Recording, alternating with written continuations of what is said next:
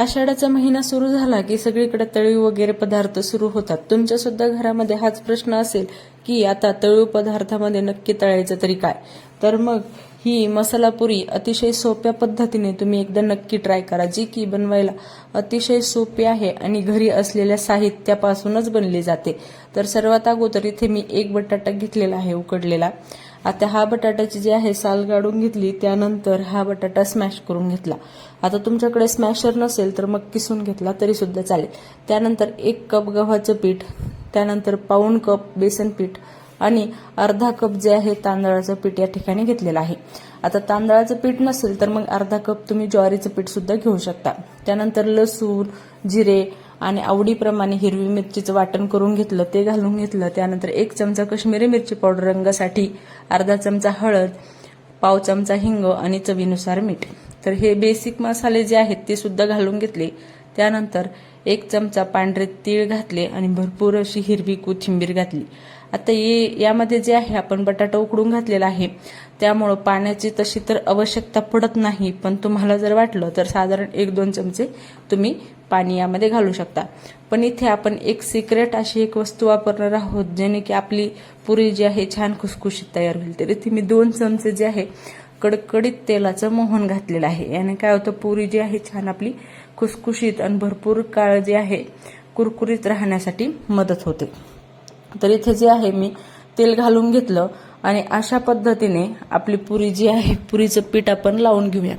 पाणी न घालता आपण हे पुरीचं पीठ जे आहे भिजवून घेणार आहोत. तर या पद्धतीचं अजिबात मला इथे पाण्याची आवश्यकता लागलेली नाहीये, कारण की काय आहे तर आपण इथे उकडलेला बटाटा घातलेला आहे, त्यामुळं पाणी तसं काय फारसं जे आहे मळण्यासाठी लागत नाही. जर तुम्हाला वाटलं की खूपच कोरडं पीठ आहे, अजिबात मळलं जात नाही, तर 1-2 चमचे पाणी घालून छान घट्टसर असा डो लावून घ्यायचा आहे आपल्याला. अजिबात पातळ नको, कारण आपण पातळ पीठ लावलं तर आपली पुरी जी आहे तेलकट होऊ शकते.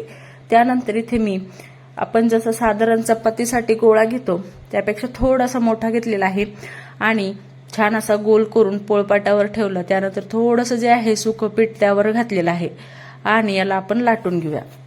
आपण चपाती लाटतो ना त्यापेक्षा थोडंसं जाडसर ठेवायचं आहे, खूप जास्त सुद्धा जाडसर नकोय, जेणेकरून आपली पुरी जी आहे खूप तेलकट होईल. तर अशा पद्धतीने ही जी आहे मी लाटून घेत आहे आणि ही बघा अशा पद्धतीने लाटून घेतलेलं आहे. तर इथे काय होतं, लाटण्याची स्टेप आपण जर व्यवस्थित हाताळली ना तर आपली पुरी छानपैकी कुरकुरीत राहते. आणि इथे जर तुम्हाला वाटत असेल की छोट्या छोट्या पुऱ्या तुम्ही लाटू शकता एक एक करून, तर तशा सुद्धा लाटल्या तरी सुद्धा चालतील. त्यानंतर एखादी अशी वाटी किंवा मग ग्लास असं काही घ्या आणि एकसारख्या पुऱ्या ज्या आहेत आपण याच्या काढून घेऊया. त्यानंतर साईडच्या ज्या काही कण्या आहेत ना त्या आपण परत त्या पिठामध्ये घोळवून ते सुद्धा लाटून घेऊया.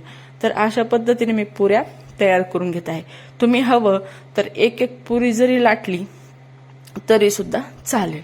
तर अशा पद्धतीने ह्या पुऱ्या ज्या आहे मी या ठिकाणी लाटून घेतलेल्या आहे. आता ह्या पुऱ्या एकदा बनवल्या की महिनाभर सहज टिकतात आणि प्रवासामध्ये सुद्धा तुम्ही वापरू शकता. तर हे बघा, इकडे तेल तापायला ठेवलेलं, तेल छान मध्यम गरम झालं की यामध्ये एक एक करून पुऱ्या ज्या आहेत सोडवायच्या. पुऱ्या सोडताना बऱ्याच वेळेस काय होतं, कढईला पुरी जी आहे साईडला चिकटली जाते. तर ती काढायची कशी, तर त्यावर मस्त असं हे तेल जे आहे उडवत राहायचं आणि मग ही पुरी जी आहे इझी पद्धतीने तेलामध्ये निघून येते. तर बऱ्याच वेळेस बऱ्याच जणांचं असं होतं की पुरी तळताना पुरी जी आहे कढईच्या काटाला जी आहे चिकटून बसते. तर तुम्ही ही ट्रिक नक्की फॉलो करू शकता. आणि पुरी तळताना पुरीवर थोडंसं हलकं हलकं असं प्रेस केलं ना की पुरी छान पद्धतीने टम्म फुगून येते. तर हे बघा, छान एक साईड तळून झाली की मग दुसरी साईड सुद्धा तळून घ्यायची. गॅसची फ्लेम कमी ते मध्यम अशी ठेवायची. त्यानंतर 2 पुऱ्या ज्या आहे पहिल्या आपल्या सेट झाल्यात तळून व्यवस्थित की लगेचच 2 पण त्यामध्ये सोडून द्यायचं आणि त्याला सुद्धा प्रेस करत करत उलट पलट तळून घ्यायचं. तोपर्यंत इकडच्या सुद्धा आपण अगोदर घातलेल्या पुऱ्या ज्या आहेत त्या सुद्धा तळल्या जातात.